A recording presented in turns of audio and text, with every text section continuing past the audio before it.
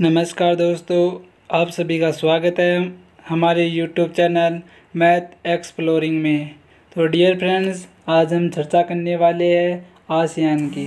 हमने अपने पिछले वीडियो में यूरोपीय संघ के बारे में चर्चा कर ली है। अब हम जो एशिया का जो दक्षिण पूर्वी एशियाई क्षेत्र है, जो देश है दक्षिण पूर्वी एशियाई देशों का जो बनाया हुआ संगठन है आसियान, उसकी हम चर्चा करने वाले हैं।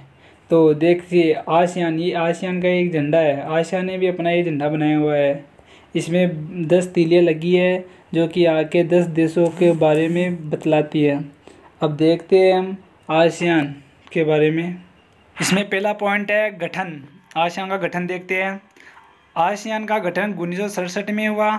इसके 5 संस्थापक सदस्य देश इंडोनेशिया, मलेशिया, फिलीपींस, थाईलैंड व सिंगापुर ने बैंकॉक घोषणा पत्र पर हस्ताक्षर कर आसियान की स्थापना की। 5 देशों ने मिलकर आसियान की स्थापना की और बैंकॉक घोषणा पत्र पर हस्ताक्षर किए। बैंकॉक जो कि इंडोनेशिया की एक राजधानी है।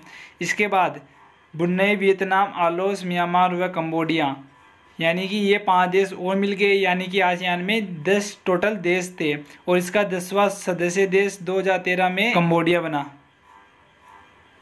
अब हमारा अगला पॉइंट है प्रमुख उप संगठन, यानी कि आसियान ने कौन से उप संगठन बनाए।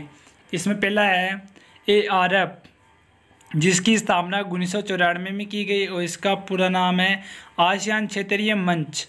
दूसरा इसने बनाया उप संगठन है FTA, जिसकी स्थापना 2010 में की गई और इसकी पूरा नाम है मुक्त व्यापार क्षेत्र अर्थात फ्री ट्रेड एरिया। अगला हमारा पॉइंट देखते हैं उद्देश्य। आसियान के क्या उद्देश्य थे मनाने के।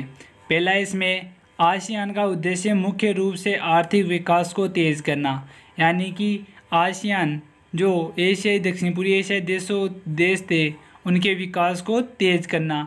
अगला पॉइंट है उसी के माध्यम से सामाजिक और सांस्कृतिक विकास को हासिल करना, यानी कि आर्थिक विकास से सामाजिक और सांस्कृतिक विकास भी बढ़ाना। अगला पॉइंट है कानून के शासन और संयुक्त राष्ट्र के कायदों पर आधारित क्षेत्रीय शांति और स्थायित्व को बढ़ावा देना भी इसका उद्देश्य था, यानी कि जो कानून का जो शासन था और संयुक्त राष्ट्र संघ के जो कायदे नियम थे उनके आधार पर उस क्षेत्र की शांति और स्थायित्व को बढ़ावा देना भी उनका एक उद्देश्य था। अब हम अगला टॉपिक देखते हैं। अगला टॉपिक है शक्ति। देखते हैं आसियान की क्या शक्ति है।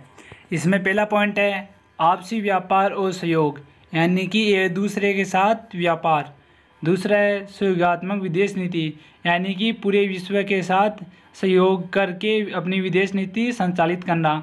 तीसरा है बातचीत व कूटनीति से आपसी विवादों का हल, यानी कि बातचीत व उनकी जो कूटनीति है उसके हिसाब से विवाद को सुलझाना। चौथा पॉइंट है एशिया और अन्य देशों को एक मंच उपलब्ध करवाना, यानी कि एशिया देशों और अन्य देशों को एक साथ लाना।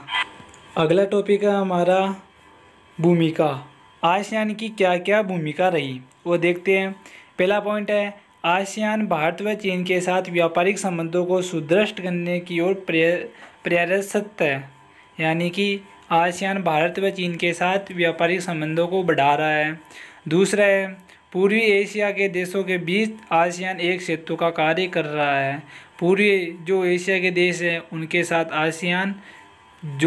आसियान देश है वो उनके साथ जुड़ रहे हैं। तीसरा पॉइंट है हमारा आसियान टकराव के स्थान पर बातचीत को बढ़ावा देने की नीति अपनाई हुई है, यानी कि आसियान ने टकराव सीधे युद्ध न करने की स्थान पर बातचीत करके उसको सुलझाने की नीति अपनाई हुई है। हमारा अगला टॉपिक देखते हैं उपलब्धियां, यानी कि आसियान ने क्या क्या उपलब्धियां हासिल की है।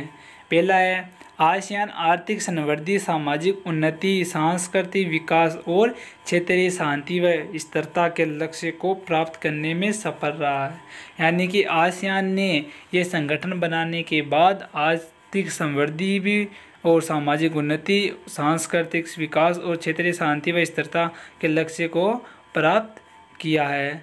दूसरा पॉइंट है हमारा इसमें आसियान ने सामाजिक व सांस्कृतिक क्षेत्र में भी महत्वपूर्ण उपलब्धि हासिल की है, यानी कि सामाजिक और सांस्कृतिक जो क्षेत्र थे उसमें उपलब्धियां बना रखी है।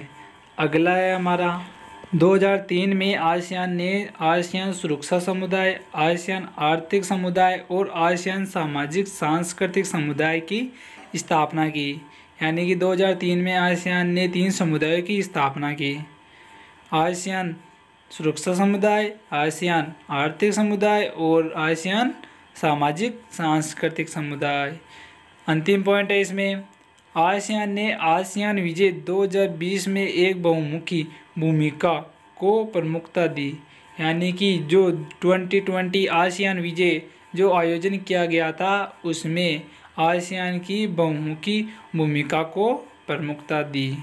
तो हम आज आसियान के बारे में संपूर्ण चर्चा कर चुके हैं। आसियान निर्माण किस उद्देश्य के रूप में किया गया था, आसियान के स्थापना, आसियान के सदस्य देश, आसियान की शक्तियाँ, सब इसमें हम चर्चा कर चुके। तो दोस्तों हमारा वीडियो आपको अच्छा लगा तो लाइक, शेयर व सब्सक्राइब करना ना भूलिए। मिलते हैं हम अपने अगले वीडियो में, तब तक के लिए धन्यवाद।